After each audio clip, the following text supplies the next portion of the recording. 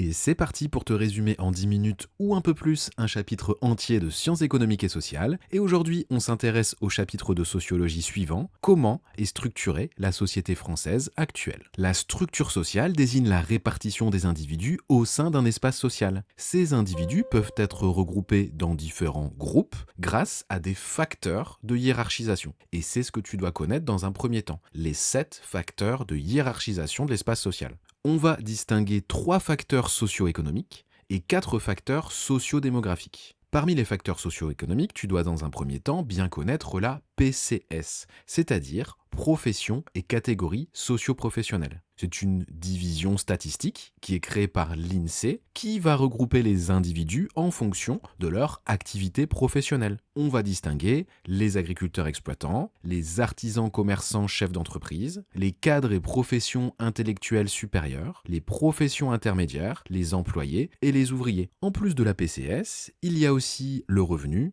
ou le niveau de diplôme. Ces 3 facteurs de hiérarchisation de l'espace social sont fortement corrélés, c'est-à-dire qu'un haut niveau de diplôme va te permettre d'accéder à une PCS valorisée, comme par exemple celle des cadres et professions intellectuelles supérieures, qui te permettra d'avoir un revenu élevé. Mais on peut aussi analyser la structure sociale au travers d'autres critères, ce sont les facteurs socio-démographiques. La position dans le cycle de vie fait référence aux différentes étapes de l'existence. Concrètement, un jeune adulte aura tendance à avoir un revenu moins élevé et à être moins souvent propriétaire de son logement qu'une personne en fin de carrière. La composition du ménage fait référence aux configurations familiales, célibataire, marié, au nombre d'enfants et à l'âge de chacune des personnes dans le foyer. Tu ajoutes à ça le lieu de résidence et le genre. Ces facteurs de hiérarchisation de l'espace social permettent de mieux comprendre la position des individus au sein des groupes dans cet espace social, de mieux comprendre les inégalités existantes dans notre société. Intéressons-nous maintenant aux principales évolutions de la structure socio-professionnelle en France depuis la moitié du XXe siècle. Qu'est-ce que ça veut dire ? Ça veut dire qu'on va s'intéresser à l'évolution de la répartition de la population active,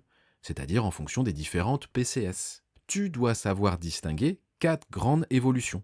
La salarisation, qui désigne l'augmentation de la part des salariés au sein de la population au détriment des travailleurs indépendants. Un salarié est une personne qui a signé un contrat de travail. Il est dans une relation de subordination avec son employeur. Tu vas principalement retrouver les salariés au sein de la PCS des ouvriers, des employés ou des professions intermédiaires. Un indépendant est une personne qui travaille à son compte. Tu vas y retrouver les médecins, les artisans bouchers, boulangers, les électriciens qui sont à leur compte, ou même les chauffeurs VTC. Deuxième évolution, la tertiarisation, qui désigne l'augmentation de la part du secteur tertiaire, c'est-à-dire des services, dans l'économie d'un pays. Et si cette part augmente, c'est que la part du secteur secondaire, c'est-à-dire le secteur industriel, et du secteur primaire, c'est-à-dire le secteur de l'agriculture, de la pêche et de l'élevage, diminue. Troisième évolution, l'élévation du niveau de qualification, qui désigne la hausse générale du niveau de qualification d'une population. Et c'est un processus qui est lié au phénomène de massification scolaire. Le fait qu'une part croissante d'individus soient scolarisés et obtiennent un diplôme, dans le primaire, le secondaire, puis les études supérieures. Quatrième évolution, la féminisation des emplois, qui désigne l'augmentation de la part des femmes dans la population active. Donc tout simplement, à partir des années 60-70, les femmes vont arriver massivement sur le marché du travail. La suite de ton chapitre est dédiée aux analyses sociologiques traditionnelles de la structure sociale.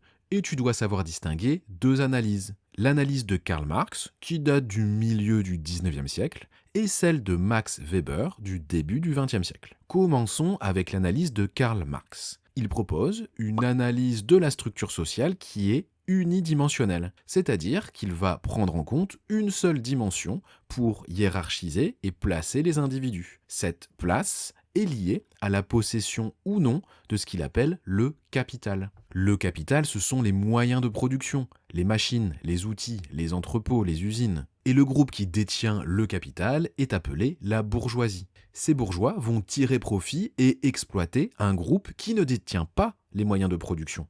Ils ne détiennent que leur force de travail. Ce sont les prolétaires. Ces différences, qui sont objectives, qu'on peut constater, permettent de parler d'une classe en soi, c'est-à-dire un groupe d'individus qui va partager des conditions matérielles d'existence qui sont similaires. Ici, une même place dans le processus de production. Mais pour Karl Marx, pour qu'on puisse parler d'une classe sociale, il faut aussi que ces groupes d'individus développent une conscience de classe.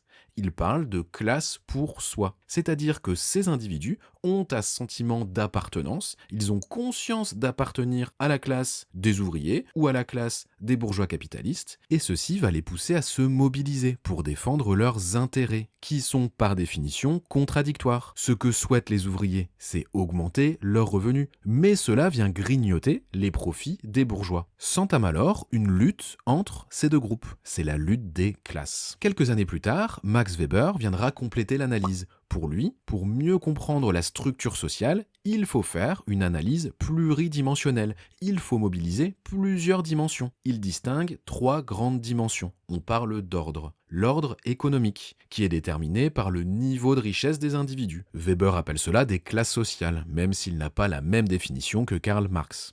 L'ordre social, qui est déterminé par le niveau de prestige des individus. À l'intérieur de cet ordre se forment des groupes de statut. Et enfin, la dimension politique, qui est déterminée par la capacité des individus d'influencer le pouvoir politique, et les groupes à l'intérieur de cet ordre sont appelés des partis politiques. Pour Weber, il n'y a pas obligatoirement de conscience ni de conflit entre les groupes sociaux. J'interromps quelques petites secondes la vidéo pour te dire que si tu as besoin de plus d'aide en sciences économiques et sociales, tu peux rejoindre les membres Masterclass en cliquant sur le bouton rejoindre juste en dessous de cette vidéo. Ça te permettra d'avoir accès à toutes les vidéos de la chaîne, mais aussi aux fiches de révision, aux schémas que tu peux voir dans cette vidéo, à plein de corrections sur tous les chapitres, à des amorces, le tout en accès direct sur ton téléphone. Et enfin, à partir de la mi-mai, j'organise un programme de révision intensif où tu auras des cours les lundis, les mercredis, les samedis et les dimanches, et le tout sur YouTube. Tu pourras me poser des questions dans le chat, il y aura des quiz, etc. Ça avait super bien marché l'année dernière, donc si jamais t'es intéressé, n'hésite pas à nous rejoindre. Dans la dernière partie de ton chapitre, on se pose la question suivante.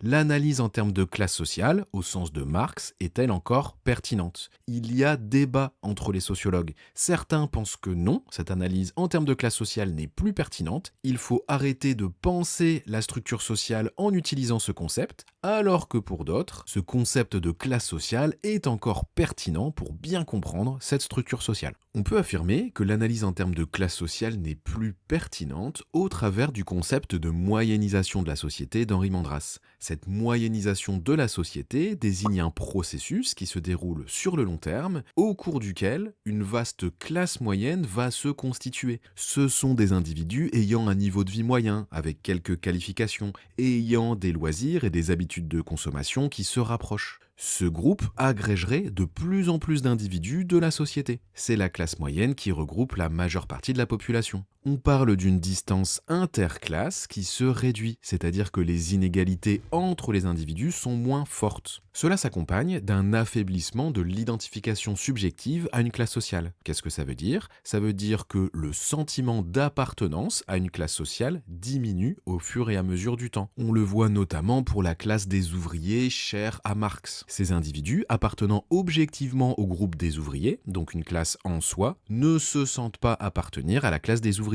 Et cela se voit au travers de la baisse du taux de syndicalisation chez ces ouvriers. Si on constate une baisse de la distance interclasse, il y a aussi une augmentation des distances intraclasses, c'est-à-dire que les inégalités à l'intérieur des classes sociales ont tendance à augmenter. Par exemple, dans le groupe des ouvriers, il existe de fortes inégalités de qualification, de salaire, de mode de vie entre les ouvriers qualifiés et non qualifiés. Ça peut être aussi le cas chez les agriculteurs. Si le groupe n'est plus homogène, alors on ne peut plus vraiment parler de classe sociale. Les sociologues évoquent aussi un processus d'individualisation, c'est-à-dire que les individus ont tendance à s'autonomiser par rapport à leur groupe d'appartenance, que ce soit leur famille, leur religion, mais aussi leur classe sociale. Cette individualisation est particulièrement visible au travail, c'est-à-dire que les salariés d'un même groupe professionnel ne vont plus avoir les mêmes conditions de travail, les mêmes rémunérations, horaires, primes, etc. Finalement, on pourrait donc dire qu'il est plus pertinent de mobiliser d'autres facteurs de hiérarchisation de l'espace social que la PCS ou que la classe sociale. C'est notamment le cas du genre, qui explique de nombreuses inégalités économiques et sociales de notre société. Pour d'autres sociologues, l'analyse en termes de classe sociale reste pertinente. C'est notamment le cas dans l'analyse de Pierre Bourdieu, qui nous dit que les inégalités interclasses restent fortes. En effet, les individus sont différemment dotés en termes de capital économique, les ressources financières, revenus, patrimoine, etc., mais aussi en termes de capital social, qui est lié à la quantité et à la qualité de ton tissu relationnel, et aussi du capital culturel, qui désigne l'ensemble des ressources culturelles d'un individu. Pour lui, ce stock de capital global permet toujours de constituer des classes sociales. Il mentionne ainsi les classes populaires, les classes moyennes et les classes supérieures. D'autres sociologues, comme Monique et Michel Pinson-Charlot, ont montré que la conscience de classe n'a pas disparu, c'est-à-dire que certains groupes ont encore un fort sentiment d'appartenance, et c'est notamment le cas au sein de la bourgeoisie. Finalement, on peut évoquer le fait que les facteurs de hiérarchisation permettent d'expliquer certaines inégalités, mais ces facteurs s'articulent autour des classes sociales. Cela ne dépasse pas les inégalités en termes de classe sociale, cela permet juste de mieux les appréhender. Pour mieux comprendre les classes sociales, il faut donc croiser le positionnement économique, donc la classe sociale de l'individu, avec d'autres facteurs socioculturels. Et voilà pour cette vidéo où j'ai essayé d'être le plus synthétique possible. Attention, il n'y a pas de détails précis dans cette vidéo, c'est une vidéo qui te sert à bien comprendre la structure du chapitre, et aussi à construire beaucoup plus facilement des plans de C3 et de dissertation. Donc n'hésite pas à recopier ces schémas sur des fiches pour tes révisions.